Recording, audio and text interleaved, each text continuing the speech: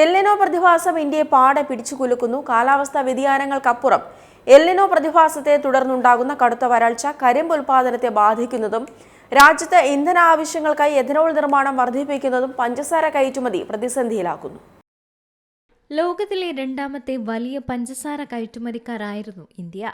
അടുത്ത 3 സീസണുകളിലെങ്കിലും വിദേശത്തേക്ക് പഞ്ചസാര കയറ്റി അയക്കാൻ സാധിക്കില്ല എന്ന റിപ്പോർട്ടാണ് ഇപ്പോൾ പുറത്തുവരുന്നത്.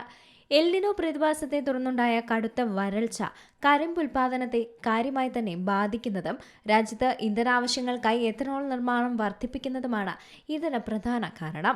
ഇന്ത്യൻ പഞ്ചസാര ആഗോള വിപണിയിൽ എത്താതാകുന്നതോടെ ഏഷ്യ, ആഫ്രിക്ക, മിഡിൽ ഈസ്റ്റ് രാജ്യങ്ങളിൽ കടുത്ത പഞ്ചസാര ക്ഷാമം നേരിട്ടേക്കാം. ഇത് രാജ്യാന്തര വിപണികളിൽ പഞ്ചസാര വില കുത്തനെ ഉയരാൻ കാരണമാകും.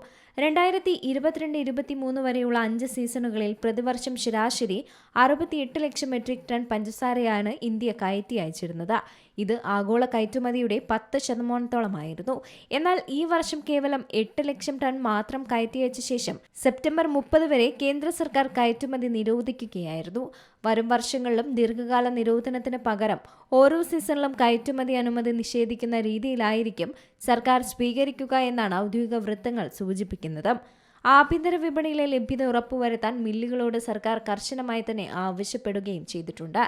എൽനിനോ പ്രതിഭാസം കാരണം ഇത്തവണത്തെ മൺസൂൺ മഴ കഴിഞ്ഞ 11 വർഷത്തെ ഏറ്റവും കുറഞ്ഞ നിരക്കിലായിരിക്കുമെന്നാണ് പ്രവചനം.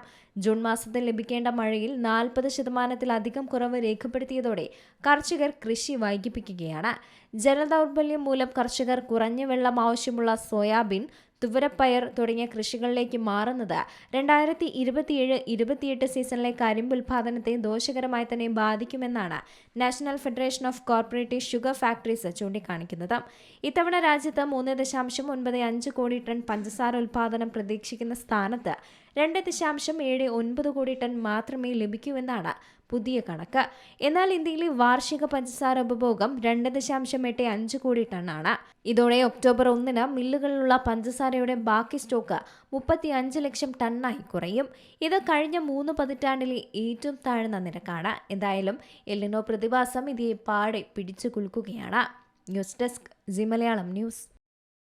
ഏറ്റവും പുതിയ വാർത്തകളും വിശേഷങ്ങളും വിരൽത്തുമ്പിലറിയാൻ സി മലയാളം ന്യൂസ് എല്ലാ ഡിജിറ്റൽ പ്ലാറ്റ്ഫോമുകളിലും ലഭ്യം.